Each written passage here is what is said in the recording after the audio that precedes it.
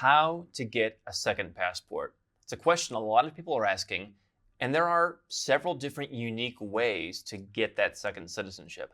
But there are also a lot of misconceptions, and people often think that they have fewer options than they really do. In this video, I'm going to spell out the 5 different ways to get a second passport.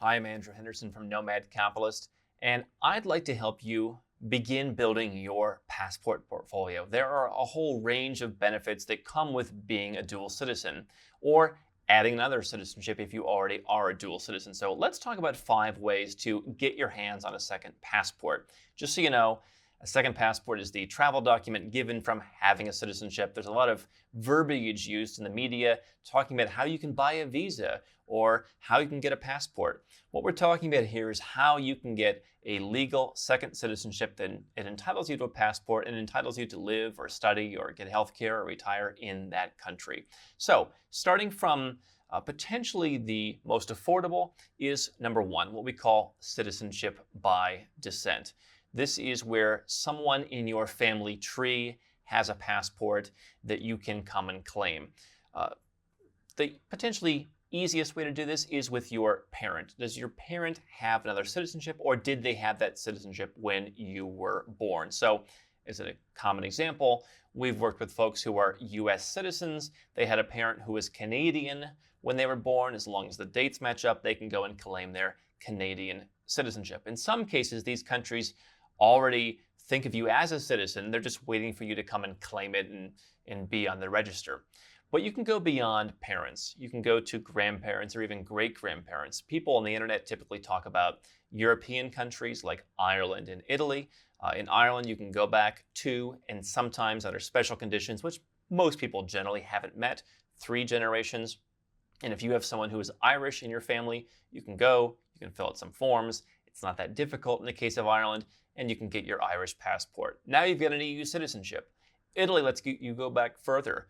How about a grandparent? Do you have someone who's a great-grandparent even?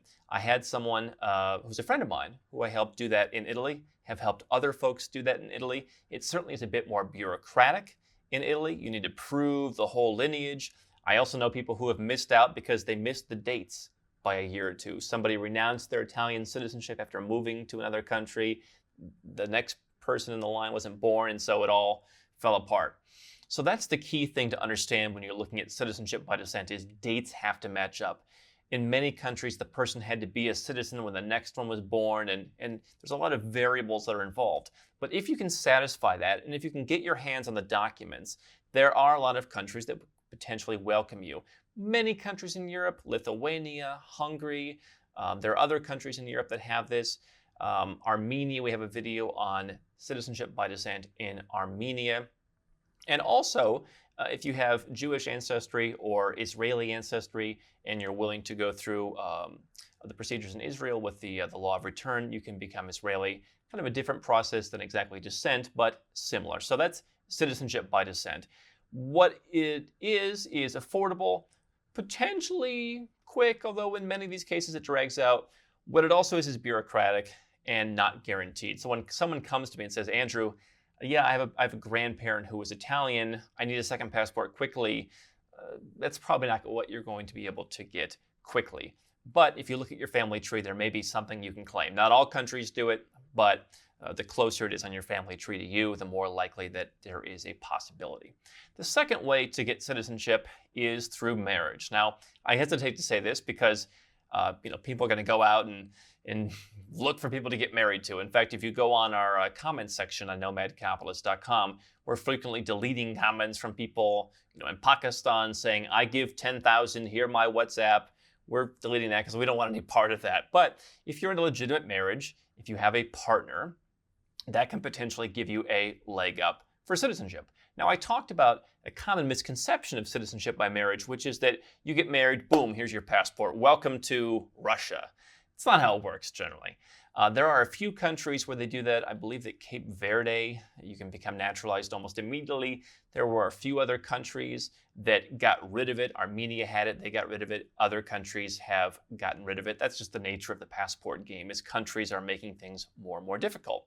However, by marriage, what that does is it gets you into the queue. So for example, had someone recently who was engaged to someone who could claim Mexican citizenship by descent. So she could get her Mexican citizenship, and then once they were married, his naturalization window is shortened to 2 years rather than 5. So it's not necessarily a way to get a second passport, but marriage is a way to get residence in most cases, which can speed up the process. In some cases, for example, if you're married to an Armenian citizen, you still need to live in Armenia, but then if you add a common child to the mix, then that makes it a lot faster. So every country has their own thing. The issue with citizenship by marriage is you want to live in that country for the amount of time that they want you to live there. In some cases, they don't want you to live there, so you need to figure out what all is involved in that process. So what if you don't qualify for citizenship by marriage? Maybe you are married, you don't want to be married, the person you want to marry is from some country, you don't want their citizenship, and you don't have a family tree. Well, here are the options available to everyone. Number 3, naturalization. This is the one that most people think about when they think about how to become a dual citizen, but I'm going to put a bit of a twist on it. So obviously, if you were to go and find a way to get legal residence in, let's say, the UK, you can move to the UK, and after a certain number of years, 5 or 6 years of spending, I believe, 9 months a year living in the UK, you can apply for naturalization. So you have to find a way to get in. First of all, you've got to have a job, or you've got to open a company, or you've got to make an investment, whatever the procedure is for that country. Those are the examples for the UK. And then you've got to go and stay there. Now, staying there for our audience at Nomad Capitalist is going to mean, most likely in most countries, you're going to have a tax obligation, potentially a very punitive tax obligation, particularly for the high tax countries that people are often looking for passports from. There are not many low tax countries in the European Union. And so if you want that excellent passport, the old school way of naturalization is you just go and you park yourself there. Taxes aside, I quite frankly don't want to spend 9 months per year in the UK or probably any country. And so that makes it a bit less appealing. But that's the kind of path to dual citizenship that you're aware of. If you live in the US, you probably know someone who moved from wherever. Now they live in your neighborhood. They spent 5 years. They learned English. They passed a test. They did this and that. They learned about the Congress, and now they went and became naturalized. However, that is one path that can work. There are potentially a few low tax options where that could work. But what if you're an international business person? You don't really want to spend all of your time in one country, and you don't want to get sucked into a giant tax obligation just to get a passport. There are countries where you go and you establish residence, and you just wait. So, for example, people have often talked about Paraguay as an option where you can go and you can just set up shop, get your permanent residence, leave, come back rather sparingly, and in 3 years collect your passport. I've said for a while, I think Paraguay is not really going to work as much going forward, but there are other countries where you can do that, what we call paper residence. You go and set up shop, and basically there's nothing in the laws that says how much time you need to be there, or it's very sparing. For example, in Colombia, you can get permanent residence, go back 1 day every 2 years, and then eventually collect your passport. So very minimum kind of time obligations. Chile, people have long talked about 6 months in the country the first year, and then 1 day every year thereafter to keep your residence active. Some countries just don't care at all, but certainly you can probably get it up for at least a day. I saw one example that we're kind of doing some R&D on right now that's 21 days a year, so that's pretty minimal and probably manageable. But if you look at paper residence and how you can minimize your time on the ground, you can be naturalized. In many cases, there's going to be some kind of civics test, or you're going to need to do an interview, kind of like what you'd expect if you were being naturalized in the US, for example. But there are cases where you can use a translator or whatever else. In some cases, you actually have to learn the language, i.e. like in Portugal. The Portugal Golden Visa, 5 years, very minimal presence through an investment, but you do need to speak basic Portuguese if you ever want to get that passport. So lots of different options on naturalization, but you don't necessarily have to live there. And so if you are the kind of person who wants a backup plan, like a backup passport, maybe you intend to keep your current passport for a while or forever, and you just want an extra option, this is probably a more affordable way to do it. You can get in by making an investment that you can recoup. Sometimes you just put some money in the bank. It can be very affordable depending on the quality of passport that you want. Now, the fourth way for someone who wants that faster, they don't want to put in the time, they don't want the tax obligation, but they want it fast, is citizenship by investment. This is where you go to one of the roughly 12 countries that offers a streamlined, commoditized program to grant very, very quick citizenship to anyone who invests in the country.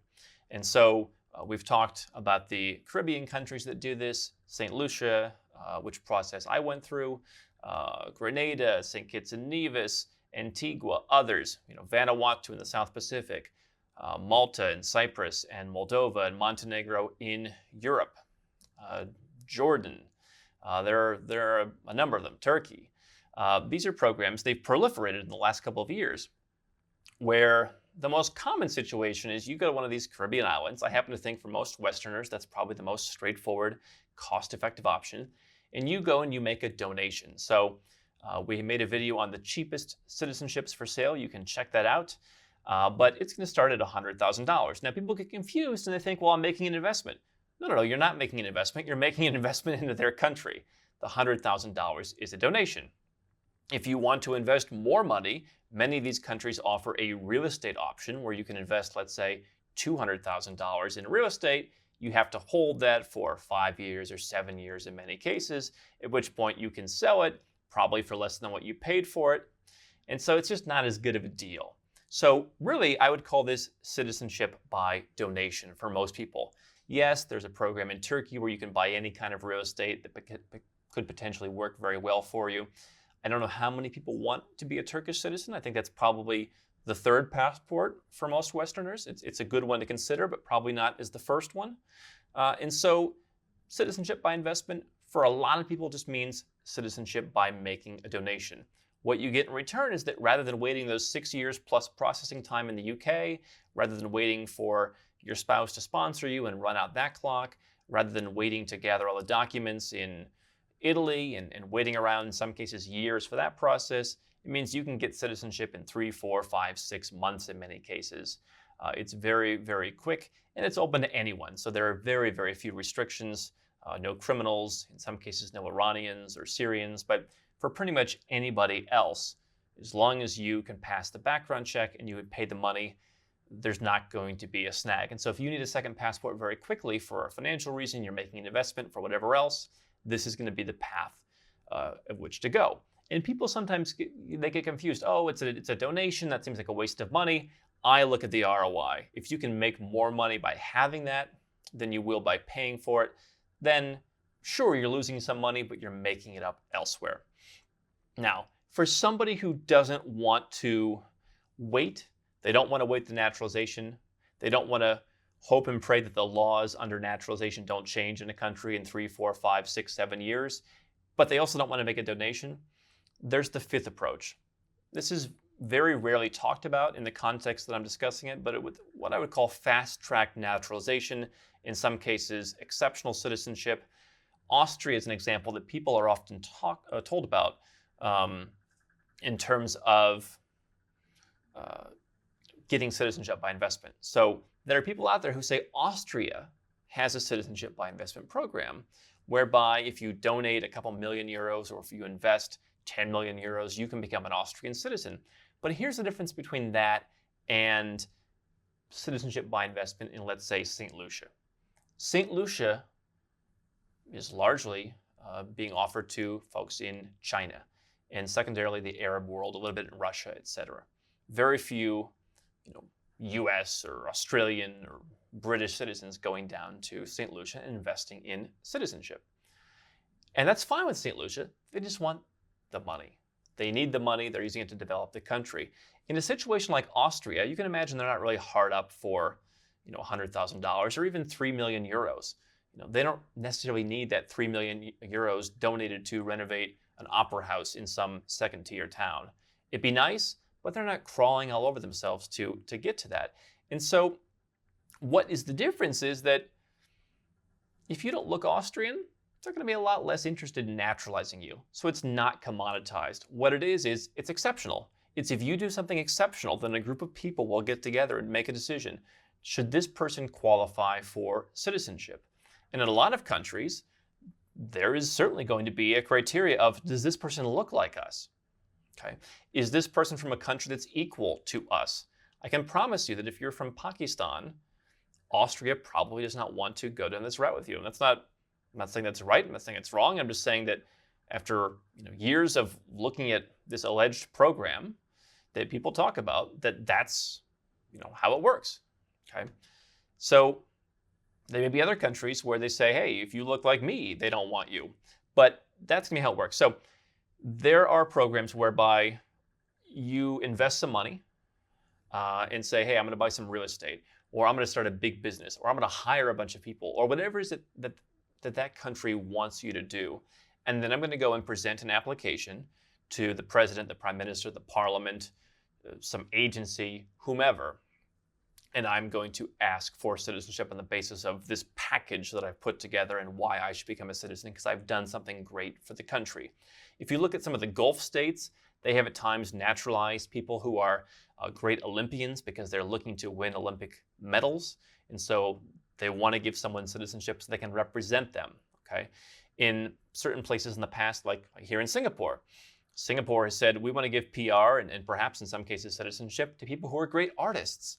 Because countries like Singapore and countries like those in the Gulf, they're trying to bring in culture, art, music, athletics. They want to be on the world stage. And so if they can bring someone in from somewhere else and naturalize them, that's going to help them. But other countries are looking for investment. They want to create jobs. They want to go and have a story to spin to voters and say, I helped create 100 jobs over here in this town.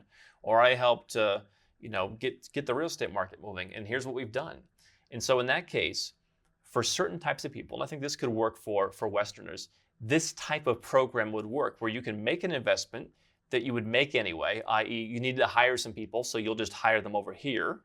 Or you can make a real estate investment that earns you a yield, and you can do well with that, or whatever else it is. But rather than donating the money, you can simply invest the money. I made a video where I talked about profitable second passports, where you invest money and you actually make a profit and in turn get a passport.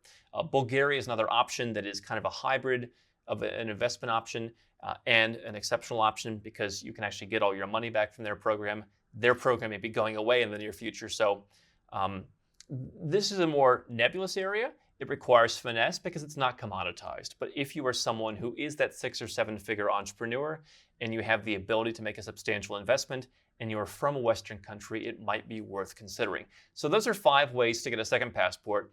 I want to know your comments. I want to know your thoughts. Do you have a second passport? Are you working on one? Which of these methods appeals most to you? Leave a comment below. And thanks for watching. Hi, I'm Andrew Henderson from Nomad Capitalist. I wrote this book, which you can find on Amazon, to distill a lot of the stuff we talk about in these videos and a lot of the stuff I've learned over the last decade plus traveling all around the world, teaching you about how to legally reduce your taxes, build your personal freedom, and create wealth faster. Definitely get a copy of this book if you want to learn more. Now, if you want to watch more videos, make sure you subscribe to our channel and make sure you click the notifications bell so you never miss one of our new videos with more tips on how to go where you're treated best. And if you're already a 6 or 7 figure entrepreneur and you'd like to put these strategies in place for yourself, go to nomadcapitalist.com and learn about how I can help you.